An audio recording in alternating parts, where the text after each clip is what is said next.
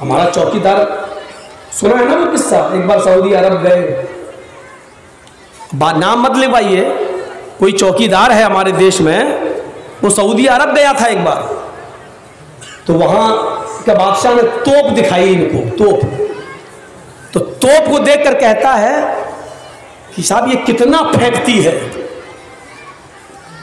तो सऊदिया का बादशाह बोला वल्लाह या हबीबी आपसे कम फेंकती है।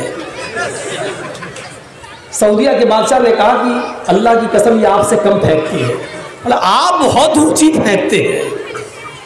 एक बार एक मीडिया वाला ऊपर ऐसे देख रहा था दूरबीन से, तो चौकीदार साहब उसको बोलते हैं वे मैं यहाँ खड़ा हूँ, तू ऊपर किसको देख रहा? कहने मैं आपकी बातों को देख रहा हूँ, कहाँ तक उड़ रही है वो, कितनी ऊंचाई पे जा रही हैं, कौन से सितारे से और कहकशां से टकराती है, मैं आपकी लफाजी देख रहा हूँ, चंद ज़बानी आपकी बातें। मीडिया वाले जब उसको मजाक उड़ाने लगे तो आप सोच लीजिए कि क्या हाल है। लेकिन इनकी गंगा में जो डुबकी लगाएगा वो पाप मुक्त हो जाएगा। गंगा जल में नहाने से इतने पाप नहीं धुलेंगे जो बीजेपी में जाने से पाप धुल जाएंगे। बहुत अच्छी गंगा है ये, बहुत अच्छी। देखने में वो 2 कौड़ी का आदमी जो 26 आयत में कुरान की निकालने की बात कर रहा था, डुबकी लगाया हुआ इसी गंगा में, इसीलिए तो बचा हुआ है। नाम लेने की जरूरत नहीं है, ये तो भौंकने वाले कुत्ते, इनका नाम लेके 2-2 करोड़ 5-5 करोड़ 10-10 अरब की तकरीर अपनी खराब करूंगा मैं? कुरान और हदीस पर होने वाली तकरीर की कोई कीमत नहीं होती है, और इसके नाम लेंगे ऐसे लोगों को हैं जो किसी की हड्डियों में पले हुए हैं। उनको मालूम है जब तक चौकीदार साहब में हम महफूज हैं, चौकीदार हट गए तो क्या होगा मेरा। सलमान रश्दी को भी कहीं और पनाह लेना पड़ी, तस्लीमा नसरीन को भी कहीं और पनाह लेना पड़ी, तो हो क्या चीज।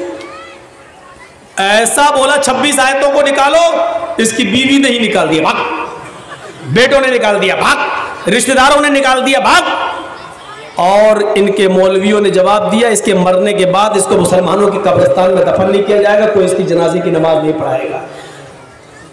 अब तेरी राम राम सत्य होएगी।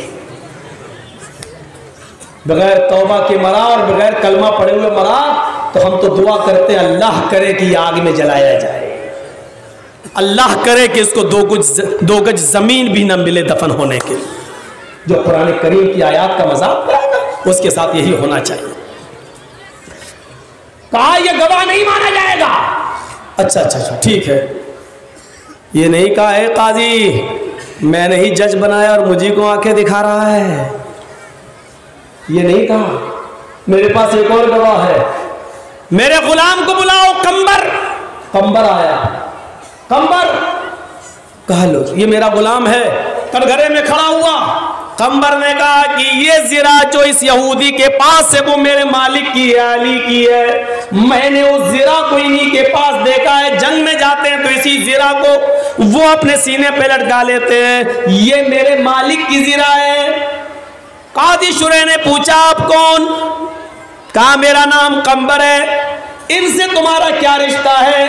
कहा ये मेरे मालिक है, मैं इनका गुलाम हूं। कादी शुरे का फैसला, आए अली सॉरी, गुलाम की गवाही भी मालिक के हक में कबूल नहीं, इसलिए कि गुलाम वही कहता है जो उसका मालिक कहलवाता है, गुलाम वही करता है जो उसका मालिक करवाता है। सॉरी, गुलाम की भी गवाही कबूल नहीं की जाएगी। कोई और गवाह लाओ जिसका आपसे और आपके खानदान से कोई रिश्ता ना हो। हजरत अली ने कहा फिर हमारे पास कोई गवाह नहीं है। चाहते तो झूठे गवाहों की कमी नहीं थी, 50 खड़े कर देते, लेकिन क्या कहा मेरे पास फिर कोई गवाह नहीं है। फिर काजी शुरे कहते हैं आए यहूदी, ये जिरा तुम्हारी है, क्योंकि हजरत अली अपने गवाह पेश नहीं कर सके, शरई गवाह नहीं ला सके, इसलिए ये जिरा उसी की मानी जाएगी जिसके पास इस जिरा के मालिक तुम हो। वो यहूदी कटघरे से निकलता है क्योंकि उसको डिग्री मिल गई, वो कामयाब हो गया। हजरत अली से सीना मिलता है, गले मिलता है।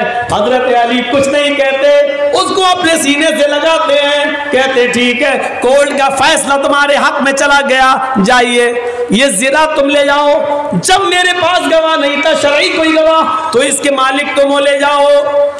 काजी शुरैह की भरी अदालत में वो यहूदी कहता है, अरे काजी शुरैह, आपके फैसले को मैं सल्यूट मारता हूँ, आपके फैसले को मैं सलाम करता हूँ, और आज मैं अपनी जबान से इस बात का इकरार करता हूँ, आपने बिल्कुल सच्चा फैसला सुनाया है, सही फैसला है, लेकिन एक सच्चाई मेरी जबान से सुन लीजिए, ये ज़रा वाकई हजरत अली ही की है।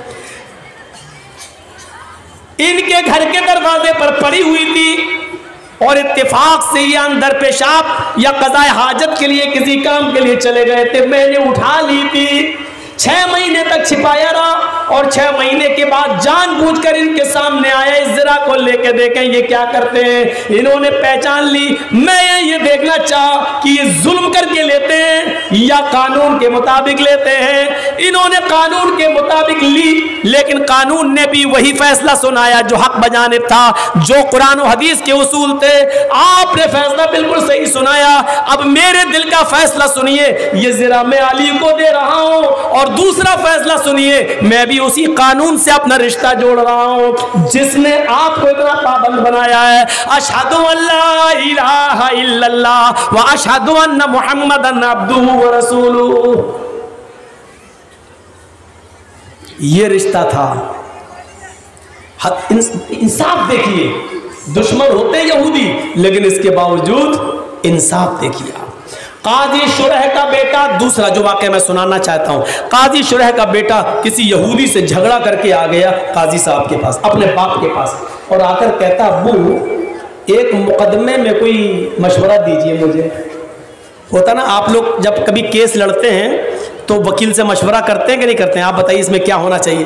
तो बेटा अपने बाप से मशवरा कर रहा है, एक यहूदी लड़के से मेरा ऐसा ऐसा मामला हो गया है, तो ये बताइए कि अगर मुकदमा मैं दायर करूं, अगर जीत रहा हूं तो दायर करूंगा, और नहीं जीत रहा हूं, कानूनी कोई दांव पेश नहीं है, तो फिर बता दीजिए, अगर हार रहा हूं तो मैं दायर नहीं करूंगा। देखिए मशवरा क्या कह रहा, ये नहीं कह रहा अपने बाप से कि गलत फैसला कर देना, मैं मुकदमा दायर कर रहा हूं, ये नहीं कह रहा। देख लो, अगर कानूनी तौर पर मैं बच रहा हूं तो मुकदमा करूंगा, और नहीं बच रहा हूं तो मुकदमा नहीं करूंगा। काजी शुरैह ने कहा, बेटा देखें, इसमें तो पक्के तुम बच रहे हो, कुछ कहीं से नहीं फंस रहे हो, तुम तो बिल्कुल सही हो। कहा फिर अब्बू समझ लो मैं मुकदमा कर रहा हूं। अरे कल कोर्ट में आइए और मुकदमा दायर करो बेटा, 100% तुम्हें डिग्री मिल रही है। कितनी बुरी उसकी बेइज्जती होगी तुम्हें पता नहीं है।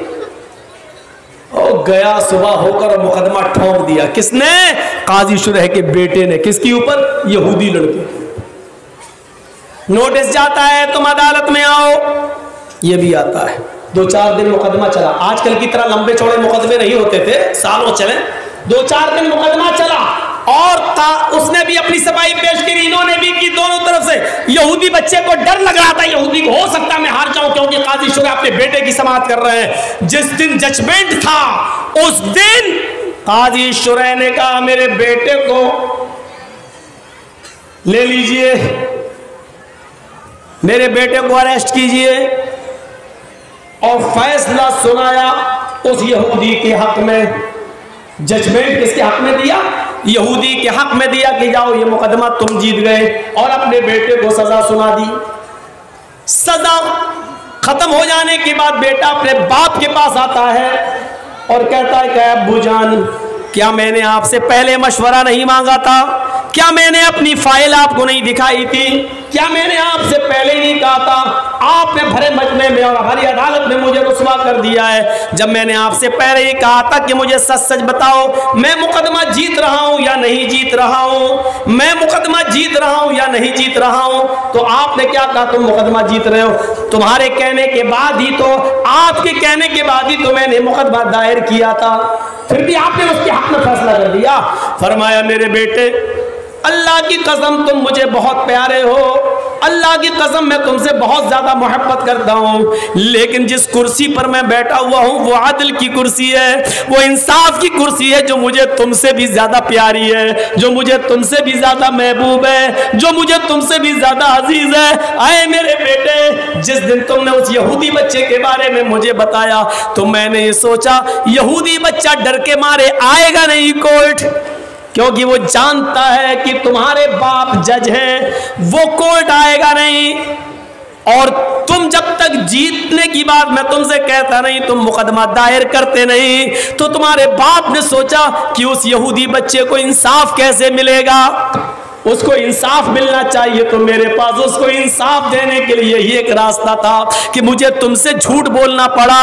आए मेरे बेटे, उस यहूदी बच्चे को इंसाफ दिलाकर मैंने अपने आप को जहन्नम के अजाब से बचा लिया है, इसलिए कि कुरान कहता है वला यजरिमन्नकुम शनानु कौमिन अला अल्ला तादिलू, किसी कौम की दुश्मनी तुम्हें इस बात पर मजबूर न कर दे कि तुम उसके साथ अन्याय करने लगो, जुल्म करने लगो, उसके साथ बेइंसाफी करने लगो।